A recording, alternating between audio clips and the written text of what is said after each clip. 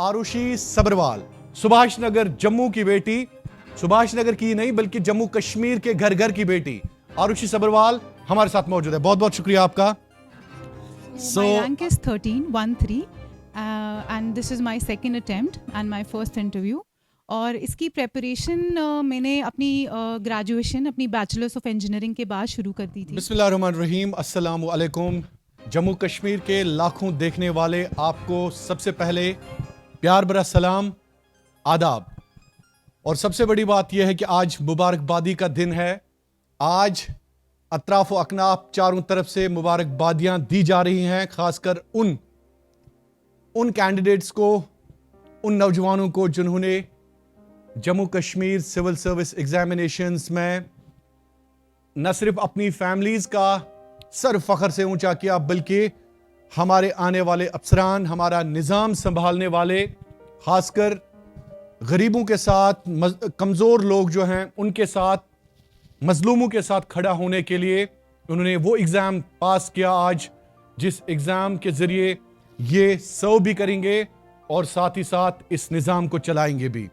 आज हमारे साथ जो मौजूद हैं जम्मू कश्मीर की वो बेटी जिन्होंने हम सबका सर फख्र से ऊंचा किया। सबसे पहले कश्मीर क्राउन की तरफ से आरुषि सबरवाल, सुभाष नगर जम्मू की बेटी, सुभाष नगर की नहीं बल्कि जम्मू कश्मीर के घर घर की बेटी आरुषि सबरवाल हमारे साथ मौजूद है। बहुत बहुत शुक्रिया आपका। आरुषि, हमारी तरफ से बहुत बहुत कॉन्ग्रेचुलेशंस आप।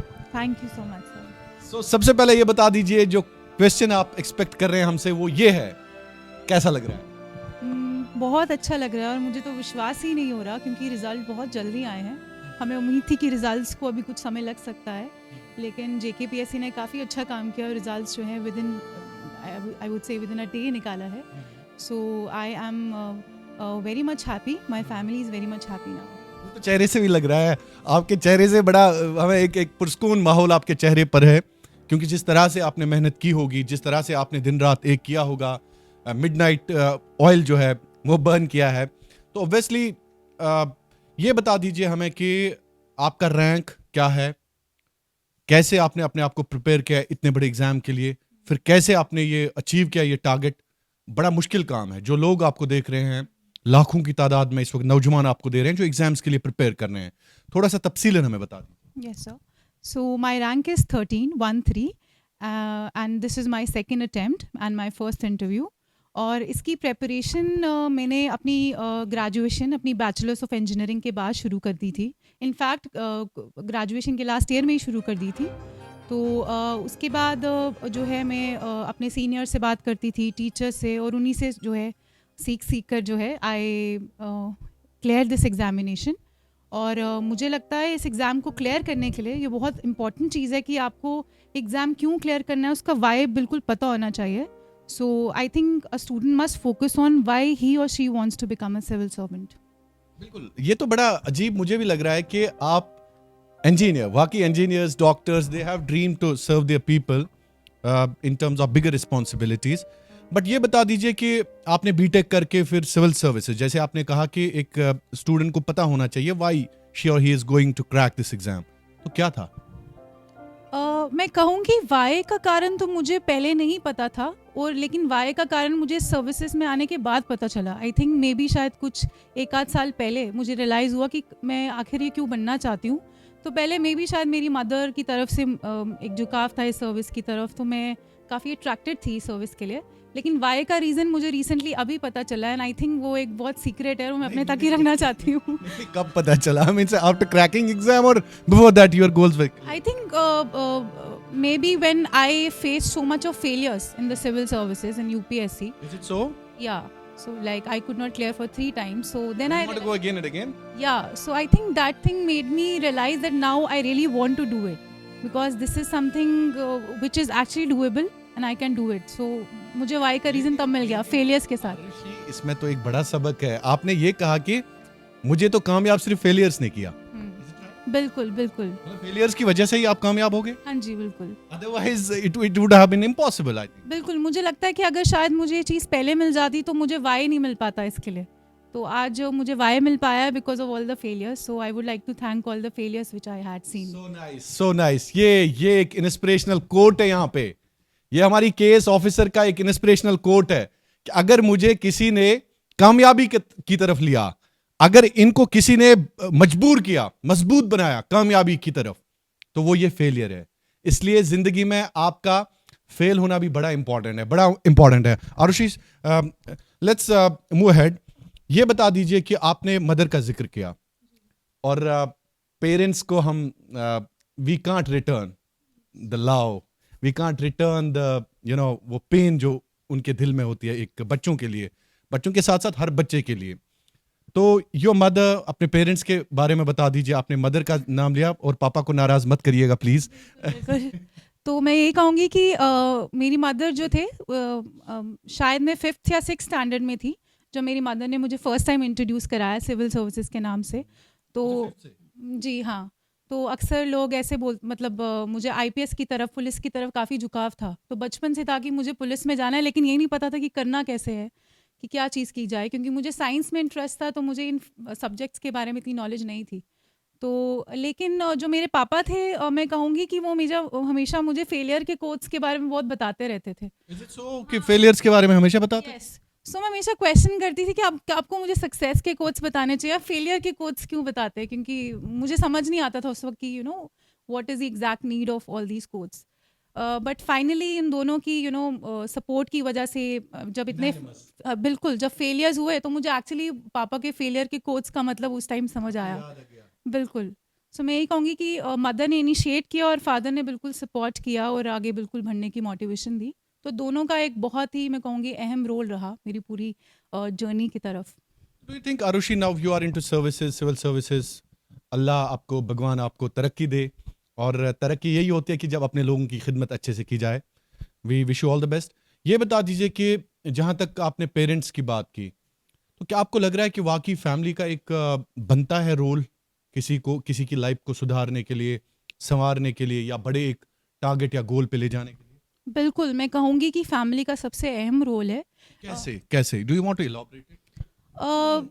इसका कारण ये है कि जो एक मॉरल सपोर्ट होता है, आई थिंक जैसे कोट कहा जाता है कि यू विन और lose the way you think, कि आप कैसा सोचते हैं, द काइंड ऑफ माइंड। अगर हार नहीं मानते हैं तो आप हारते ही नहीं है। यस, सो मे बी अगर आपकी फैमिली में वैसा मॉरल सपोर्ट है जो आपको कंटिन्यूस मोटिवेट करता है, तो आई थिंक डेफिनेटली फैमिली का सबसे इम्पोर्टेंट रोल है इसमें, मेरे लिए तो एटलीस्ट है। इसके अलावा आप क्या समझते हैं कि जो भी क्रैक करते हैं, डिफरेंट स्टोरीज होती है डिफरेंट लोगों की, आपको क्या लग रहा है एज आरुषि सबरवाल कि आपको किसने इस चीज की तरफ ले लिया? फॉर एग्जांपल फेलियर्स का एक बहुत बड़ा रीजन है कि फेलियर्स की वजह से आप सक्सेस की तरफ चले गए, पेरेंट्स हैं। उसके अलावा बहुत सारे बच्चे ये कहते हैं कि अक्सर आजकल के दौर में कोचिंग का भी एक बड़ा ट्रेंड सेट है। Do you think so? I think coaching, कह सकते हैं कि कोचिंग का भी एक अहम रोल है, लेकिन मुझे लगता है at the end of the day कि आप उससे कितना मैक्सिमम आउटपुट जनरेट कर पाते हैं, आप कितना अपना मैक्सिमम सेल्फ स्टडी कर पाते हैं, तो वो ज़्यादा इंपॉर्टेंट है। डेफिनेटली कोचिंग से आपको एक कंसिस्टेंसी मिलेगी, डेली बेसिस पे आपको गाइड्स मिलेंगे, आपको आंसर एनालिसिस मिलेगी, लेकिन एट द सेम टाइम अगर आप खुद से उसको अच्छे से एनालिसिस नहीं, अध्ययन नहीं कर पा रहे हैं, तो आई थिंक फिर कोचिंग का रोल इतना रेलिवेंट नहीं रहता। लेकिन कोचिंग प्लस अगर आपकी सेल्फ स्टडी बहुत अच्छी एफिशिएंट है, तो डेफिनेटली। आप बता दीजिए आपने स्टडी कैसे की, बाकी लोग जो आपसे इंस्पायर होना चाहते हैं। बिल्कुल, तो मैंने कुछ समय के लिए एक प्राइवेट कोचिंग इंस्टीट्यूट से कोचिंग ली थी। उसके बाद मैंने बाकी सारे जो कंपोनेंट्स हैं, मैंने अपने सीनियर्स के साथ, टीचर्स के साथ डिस्कस करके, खुद सेल्फ स्टडी करके I prepare all the notes, और उसके बाद I took few tests from online resources from Delhi institutes, and for the mains I joined a local institute for the mains test series, and finally for the interview I tried a very different kind of option. I used to do audio mocks on telephone. So we had a team whereby I used to discuss all the questions with my friends on telephone. So this was a very interesting thing which actually helped me to crack the interview, and I think क्या पूछा गया था interview में? कोई सवाल ऐसा जिससे आप घबरा गए थे कि आपने जवाब दिया? वैसे मैं घबराई तो नहीं थी, मेरा इंटरव्यू काफ़ी अच्छा चला, क्योंकि जो पैनल मेंबर थे, चेयरमैन सर, मुजताबा सर, रज़ा सर और एक मैम भी थे, वो काफ़ी बहुत कॉर्डियल थे। तो क्वेश्चंस काफ़ी एक्सपेक्टेड भी थे क्योंकि मैंने उस तरीके की तैयारी काफ़ी कर ली ऐसा थी। कहा जाता है कि डिफरेंट कभी कभार आपकी रीजनिंग के हवाले से आपके एप्टीट्यूड के हवाले से या आप का कॉमन सेंस के हवाले से क्वेश्चंस पूछे जाते हैं, तो कोई ऐसा लगा आपको कि बिल्कुल, तो शुरुआत जब मैंने अपने नाम से की, अपना इंट्रोडक्शन दिया, सो चेयरमैन साहब he asked me that your name is Arushi. तो आपने आरुषि हत्याकांड के बारे में तो ज़रूर सुना होगा, तो उसके बारे में कुछ बताइए कि सीबीआई ने उसमें काम कैसे इज इट सो? बिल्कुल, बिल्कुल। तो ये क्वेश्चन काफ़ी ऐसे डिफरेंट था, लेकिन मैंने उसको काफ़ी अच्छे से आई approached it. Then finally, he asked about my surname, Sabharwal. It's a very unique surname. So, you belong to Punjabi origin. So, why we don't find much Sabharwals in Jammu? Then he asked about my engineering, instrumentation engineering, some details about it, few questions on it. And finally, he asked few questions about my optional geography. अच्छा, आपके optional जो थे वो geography थी। तो आरुषि, थोड़ा सा आगे बढ़ते हैं इस इंटरव्यू के दौरान। ये बता दीजिए कि आपने इस इंटरव्यू के मिड में कहा कि आपका ज़्यादा झुकाव था पुलिस की तरफ, पुलिस सर्विसेज जो हैं उनकी तरफ, लेकिन आपको शायद 13 के हिसाब से आप एडमिनिस्ट्रेशन मिल रही है, जो if I am not wrong, जी, बिल्कुल। तो पुलिस की तरफ आपको जाने का ऑप्शन नहीं मिलेगा, लेकिन you can at least streamline the law and order. Police के हवाले से आपको कभी कभार मौका मिल सकता है, तो डू यू स्टिल थिंक कि आपको पुलिस की तरफ जाना चाहिए या एडमिनिस्ट्रेशन भी ठीक है? वैसे तो मुझे दोनों ऑप्शंस बहुत पसंद है क्योंकि कल तक जब तक रिजल्ट नहीं आया था तो मैं तो अपने फादर को ये कह रही थी कि मुझे कोई भी रैंक मिल जाए I would be equally satisfied, और अगर पुलिस मिल जाए तो बिल्कुल that would be a very good thing for Cloud9। Yes exactly. But definitely मुझे लगता है जो भी अकॉर्डिंग टू माई रैंक मुझे सर्विस मिलती है I would serve it to my best possible manner. तो ये आरुषि के माइंड में और आपकी आईज में मुझे ये नहीं लग रहा है case you want to go, what I believe आप कुछ आगे जाना चाहते हैं, is it so? I think definitely हर इंसान ग्रो करना चाहता है, तो अगर मुझे आगे अपॉर्चुनिटी मिलती है तो definitely I would try to go for UPSC, but till now I really want to join this services eagerly and want to work for it. So currently I'm not thinking about anything higher, but definitely if I'll get a chance I'll do for it. ठीक है, ठीक है, तो अच्छी बात है। हर इंसान की चाहत होती है कि वो डेवलप हो जाए, ग्रो हो जाए, बहुत बहुत अच्छा। तो ये सवाल भी आपसे मैं ज़रूर पूछना चाहूँगा कि हर एक इंसान ने अपना टारगेट सेट किया होता है, गोल होता है, कि आरुषि की मंजिल कहाँ है? मुझे लगता है कि मैं मंजिल के बारे में ज़्यादा सोच नहीं रही। I am really enjoying the whole journey, the whole process. और कहीं ना कहीं मुझे पूरी सिविल सर्विसेज की जर्नी ने ये चीज़ सिखाई है that you have to enjoy the means more than the end destination. So I think currently I am not thinking about any particular destination. I am very happy with the whole journey, whole process.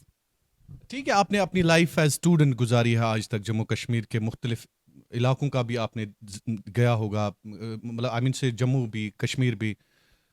कैसे देखते हैं आप अपनी society को, जिसको evolve होना है, जिसके बहुत सारे इश्यूज हैं, एज आरुषि स्टूडेंट या इंजीनियरिंग आपने किया मुख्तलिफ कॉलेज में, कैसे देखते हैं आप अपने स्टूडेंट्स को? क्योंकि हर एक Arushi is now at a stage where she can deliver things, where she can set an example for other people. एक आरुषि कैसे देखती हैं अपनी सोसाइटी को, अपने समाज को, अपने लोगों को, अपने इश्यूज को? फर्स्टली मैं कहना चाहूँगी मैं काफ़ी प्राउड फील करती हूँ कि मैं एक ऐसी यूनियन टेरिटरी को बिलोंग करती हूँ जो कल्चरली बहुत वाइब्रेंट है, जहाँ पे आपको हर काइंड ऑफ रिलीजन्स मिल जाएंगे, कल्चर्स मिल जाएंगे, और उसके बावजूद भी कितनी कम्युनल हार्मनी है हमारी यूनियन टेरिटरी में। That's the biggest thing. So I think I believe my society as such is very vibrant, and कहीं ना कहीं इतनी वाइब्रेंट सोसाइटी में काम करने का भी अलग मज़ा है, जहाँ पे पीपल आर सो एक्सेप्ट, मतलब they have that acceptance power, they have that tolerance power. So definitely I think इस सोसाइटी में जो थोड़ी बहुत चीज़ें हैं जो मुझे लगता है जिन पे मैं काम करना चाहूँगी, जैसे कि in the works of education and for the housing sector, for the skill sector, तो डेफिनेटली उन सेक्टर्स पे मैं काम करना चाहूँगी। एक पर्सनल क्वेश्चन ये भी है कि आरुषि, फॉर एग्जांपल जब एग्जाम्स के लिए इंसान जाता है तो यकीनन आपके मन में एक उम्मीद होती है, एक मन्नत इंसान करता है कि अगर मैंने ये किया मैं ये करूँगा। आपने कुछ ऐसा किया था? बिल्कुल नहीं, क्योंकि मुझे ऐसा लगता है कि जैसे मैंने आपको पहले भी कहा कि मुझे कहीं ना कहीं पूरी जर्नी बहुत इंटरेस्टिंग लगी, कि कहीं मैंने कभी भी जैसे एक कोट होता है निष्काम कर्मा, जो भगवद गीता में होता है, that you always should think about your inputs rather than the results. So I made my 100% efforts. I did not thought about any of the results or anything. even in the morning when the results came, I was very calm. My father and my mother, they were very thrilled. They were like, my mother was screaming with joy, but I was very calm because I think I always worried about my personal best efforts of mine. So अभी भी मैं सिर्फ अपनी journey के बारे में ही सोच रही हूँ, कोई एक पर्टिकुलर डेस्टिनेशन नहीं है कि मतलब एग्जाम के बाद क्या करूँगी या कैसे होगा. तो आई am very happy with the journey जैसा भी हो रहा है. So nice of you. We would love to see you in Jammu Kashmir administration. Thank you so much for talking to Kashmir Crown. Thanks a lot. And last pay, would you like to give some important message for the youth who are watching you right now on Kashmir Crown, and they would definitely love to listen to you because you are now a role model for everybody. Yes sir, definitely मैं message यही देना चाहूँगी students को, parents को, कि पहले तो बिल्कुल अगर आप इस सर्विस में आए तो congratulations, you have chosen a very great service sector. लेकिन ये बहुत ज़रूरी है कि इस सर्विस में आने से पहले आपको वाई रीज़न बिल्कुल पता होना चाहिए. तो पहले सिलेबस या टेस्ट सॉल्व करने से पहले 1-2 महीने आप वाई को ही ढूंढते रहे कि आप करना क्यों चाहते हैं, ताकि जो जितना ये प्रेशर है, जितने साल की जो मेहनत है, आप कंसिस्टेंटली जो है कर सकें अगर आपको वाई पता होगा. और पेरेंट्स को मैं ये कहना चाहती हूँ कि अगर आपके this the preparation for this service can take few years और इवन मैनी ईयर्स. सो इसलिए पेरेंट्स को बिल्कुल सपोर्टिव होना चाहिए अगर स्टूडेंट्स उनके जो चिल्ड्रन हैं they are willing to study hard. So बस मैं ये कहना चाहूँगी. और सोसाइटी के लिए एक जनरली देना चाहती हूँ कि जो सिविल सर्विस स्टूडेंट्स हैं उनके लिए थोड़ा सा उनको कंपैशनेट होना चाहिए, जजमेंटल नहीं होना चाहिए, और यस अप्रिशिएट करना चाहिए किसी की भी efforts. So yes, this is all I wanted to. Arushi, आपसे बात करके मुझे बहुत अच्छा लगा, बहुत अच्छा लगा. आरुषि हो या आशा हो, इमरान हो या अशोक हो, हम सारे इसी जम्मू कश्मीर के बाग के फूल हैं. और बाग में जो फूल खिलते हैं ना, उनकी खुशबू, उनकी महक जो है वो सारे लोगों को लुभाती है, सारे लोगों के लिए बाइस फख्र होती है. और खासकर जम्मू कश्मीर का फ्यूचर डिसाइड करना है हम लोगों ने. हम लोग इस कौम के मुहाफिज हैं. हम लोग अपने आने वाली नस्लों के हवाले से यहां के निज़ाम को एक बेहतर निज़ाम बनाएंगे, इस सोसाइटी को एक बेहतर सोसाइटी रहने के लिए बनाएंगे. और इंशाल्लाह आरुषि, आशा, इमरान, अशोक जैसे लोग ही इस जम्मू कश्मीर का फ्यूचर हैं. आपका बहुत बहुत शुक्रिया कश्मीर क्राउन देखने के लिए. अल्लाह आपका हामी और नासिर.